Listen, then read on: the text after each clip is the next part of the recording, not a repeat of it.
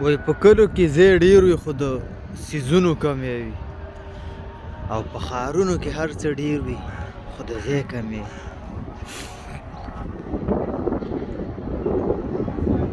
دا وګورئ روغې روغې چوکۍ دي.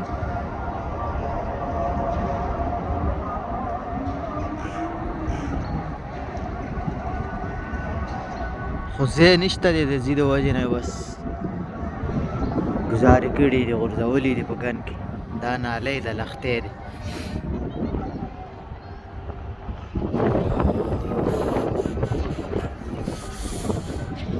یا لکه من البرد. بس دغه قصې دي یارانو. تاسو ویې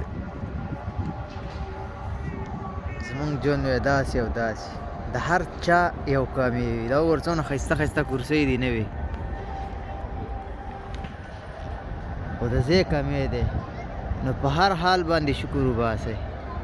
طوطي لکه د یو طرفه الله وزارې ورکړې نو د بل طرف یې تې دغه خپې واغستې. خپې شته دی خو مطلب دا چې هغه شان د انسانانو په شان نشي ګرځېدی. یره پې او هغونه قوت یې هم نشته دی. په خطره کې هم یې که دغومره وګرځېدو نو کیدای شي د سر په بیه باندې دغه مزل وکړي، ځکه پیشوګانې لاندې ځمکه باندې نور ډېره خطره یې ورته. او دغه شانې نو پیلوټ پایلټ لکه یو طرف نو الله پاک د جهاز د چلولو علم ورکړو، نو بل طرفه د ځمکې چې کومې خپې دي هغه یې ترې غوڅې کړې. غوڅې مطلب دا چې د ځمکې هغه وخت ورسره بیا نه چې په ځمکه وګرځي.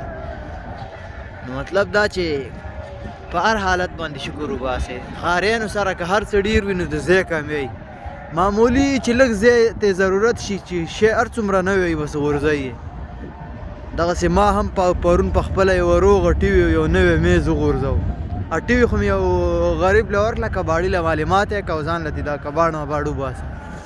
او میز هم دغه شانې غورځولو ته وویو خو ما خیر غوښتو د خلکو او بس بیا خو یو کس رابطه وکړه هغې له مې ورکړو. د ځای کمی و. دغه شان دا کرسۍ تاسو ولیدې په دې نالۍ کې پرتې دي 3-4 کرسۍ دي نوي. ولې چې د ځای کمی دی، ځای نشته.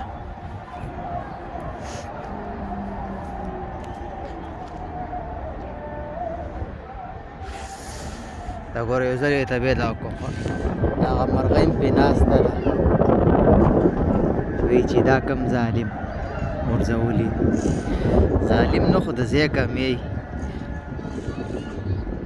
مقصد مې دا دی چې په هر حالت باندې شکر وباسئ. تا سره چې هر څه وي همدقه ستا دپاره پوره دي، ځکه تا سره چې دا څه شته دی دغه کیدای شي د یو مالداره سړي سره نه وي، او تا سره چې څه نشته دغه به د مالداره سړي سره وي. تا سره چې څه شته دی هغه به ورسره نه وي، او مالداره سره چې څه شته دی هغه به د هغه سره وي، تا سره به نه وي.